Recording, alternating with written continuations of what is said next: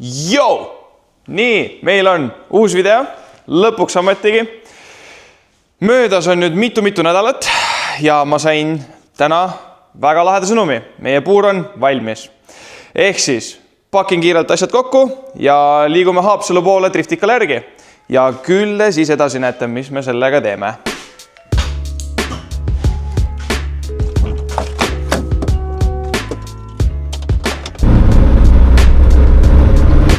Nii, me oleme jõudnud West Coast Motorsporti, kus on meie driftiauto ja siin on valminud ka meie puur. Väga palju erinevaid risti-resti torusid ja siin on meil väike Pirka, Karl Vaher. Nii, ja Karl räägib meile edasi, milleks see kõik vajalik on. Räägi meile, mis jaoks meil seda puuri üldse vaja on. Tere ka kõigile, mina olen Vaher West Coast Motorspordist ja tegime Kerele korraliku upgrade'i. Peremees tahab klassi vahetada. Uue klassiga on reeglid ka on kergelt öeldes uued, teistsugused, natuke karmimad. Puuri koha peal siis nii palju, et kuna streetis võib sõita kaarega, semiprosse enam kaar ei sobi, et on vaja midagi rajumat. Et selleks tegimegi täispuuri sisse, sertisime selle ära ja teoreetiliselt sa võid sellega täitsa proosse ka minna, et see vastab ka proole. Okei, aga miks need torud peavad just näiteks risti-resti? Näiteks mina tean seda, vaataja ei tea, miks need torud peavad minema risti-resti, miks seda toru näiteks siin vaja on? No need on, kõik on, kuna me tegime FIA sertifikaadi sellele, muidugi see drift spec ei ole ka nagu selles suhtes stiili poolest erinev, et tantsupost peab niikuinii olema, uksetorudega on stiile on erinevaid, sa võid panna sirgelt, sa võid teha see X-i sisse, sa võid teha paindega, nagu mina tegin ja mina teen veel niimoodi, et ma toon ta tegelikult natuke ukse sisse lihtsa põhjusega, et tekiks sulle istmeruumi, osad istmed on hästi suured ja võivad nagu vastu minna või sul on endal ka nagu mugavam sisse-välja ronida. Et ma olen just nagu niimoodi teinud, et see on nagu sisse on hästi mugav nagu. Okei, super. Võtad tantsuposti küljest kinni ja liivistad siit ennast üle, et see on kõige nagu madalam koht. Et ta oleks just nagu mõnusam. Jaa. Okei, aga me täname Karli ja me pakime auto nüüd treila peale ja liigume garaaži tagasi. Nägemist.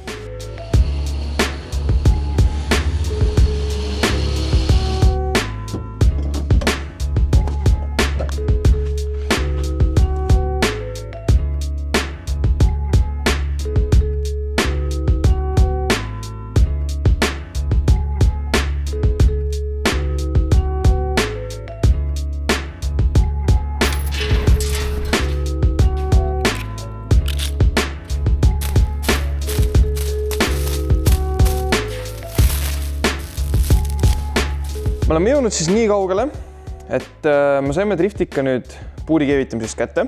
See on garaažis. Ja nüüd esimene samm, mida me hakkame tegema, on see, et me valmistame ta ette puuri ja sisustuse värvimiseks. Siin te näete ära, et ma olen tegelikult, videos oli enne näha, et kerejuhtmestik oli sees. Ma veidi nokkisin juba, kerejuhtmestik on väljas ja nüüd meil on vaja hakata siuksed asju tegema nagu auke kinni katma. Seda tagapaneeli on vaja lahti puurida, lahti lõigata. Selleks, et siin oleks auk, siia on vaja vahesein teha. Ja siuksed nipet-näpet asjad. Võib-olla oleks tarvis ka need plastikust punnid minema saata ja ära keevitada sinna mingid plaadid või midagi. Eks tööd on nüüd kindlasti oma jagu. Ütleme niimoodi, et meil on umbes 3 kuud jäänud. Ja 3 kuu pärast see auto peab olema rajal ja me peame vähemaltki trenni tegema. Kas või paar trenni oleks hea, et teada saada, mis autos üldse on. Minu jaoks on kindlasti 36 kodune, aga ma ei ole kunagi sõitnud siukse võimsama semiproautoga ja see tuleb isegi minu jaoks midagi uut.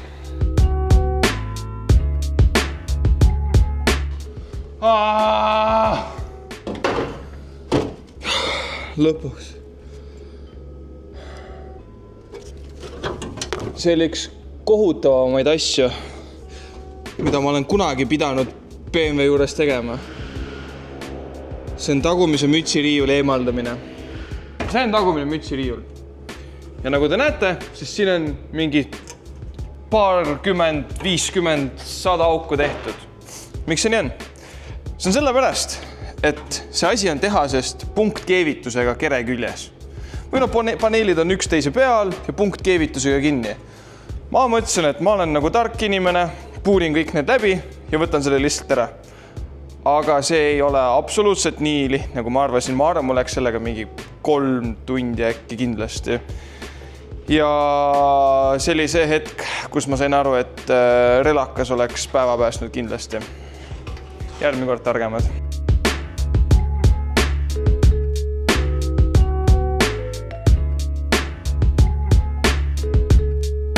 Pikalt nokitsetutena. Põhimõtteliselt viimane asi, mis ma nüüd tegin, ma puhastasin põhja veits, mingi rooste asjadest, augud, katsin ära, keevitasin ära, siin on põhimõtteliselt mõni auk jäänud veel. Teisel pool on samamoodi näha, et kus on mõned augud. Need on vaja veel täis keevitada, põhja ära puhastada ja siis on vaja teha vahesein. Radikale vahesein, tulemüür ja põhimõtteliselt, kui meil lõpuks on kõik asjad, kõik augud on ära kaetud, siis on auto valmis selleks, et sisu ja puur ära värvida.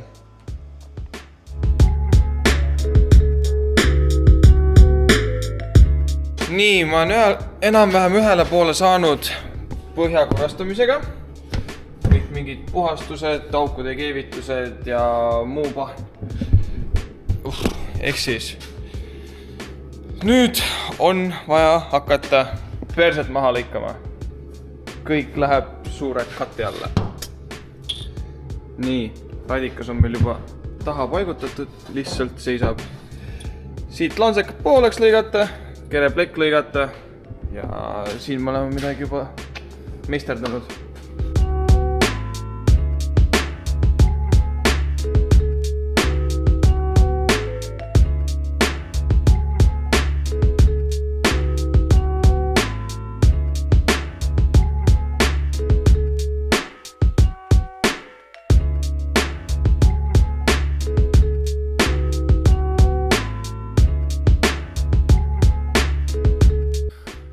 Ma jätsin ikka suht palju filmimata, sest et toimetamist on väga palju ja ma unustan suht palju kaamera käima panna.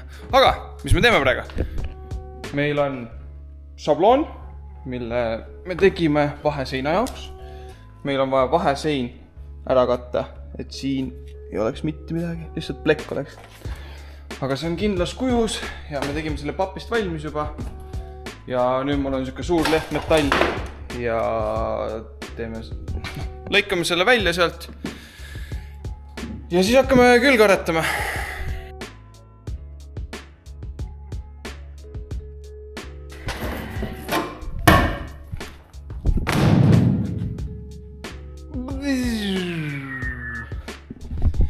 Kiire lõikus ja hakkame külge aretama.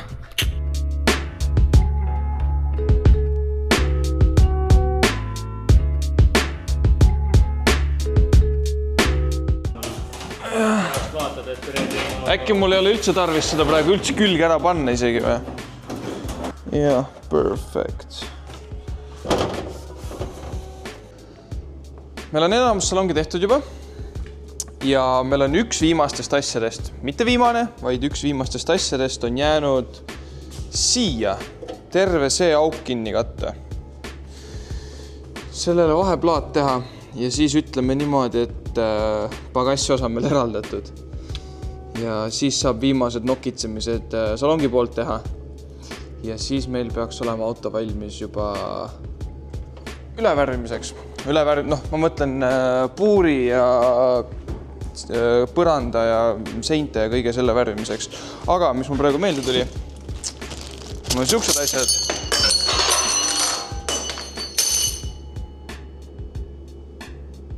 Igatahes jah, mul on siuksed plaadikesed ja siuksed kronsad ja need lähevad salongi.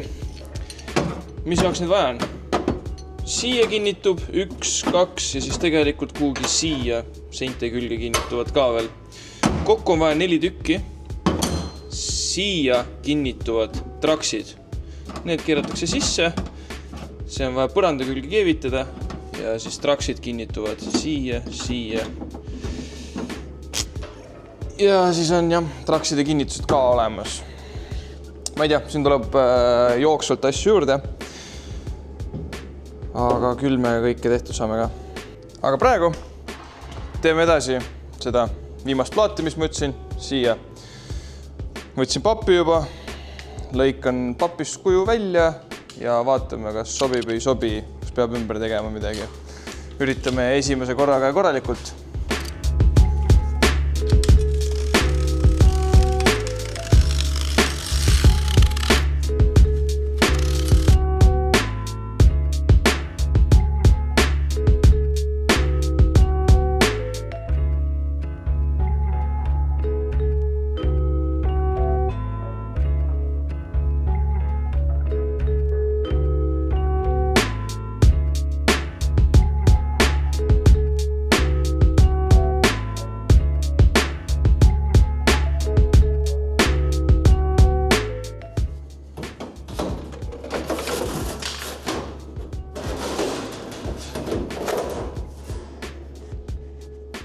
No, peaaegu.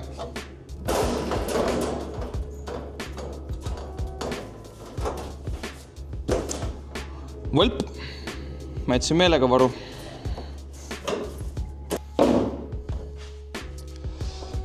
Ja ma arvan, et teeme nüüd sellele videole chop-chop ja lõpetame selle osa ära, sest et mul on videomaterjali juba, ma arvan, et päris mitme tunni jagu. Chop-chop, see osa cut ja näeme järgmises osas.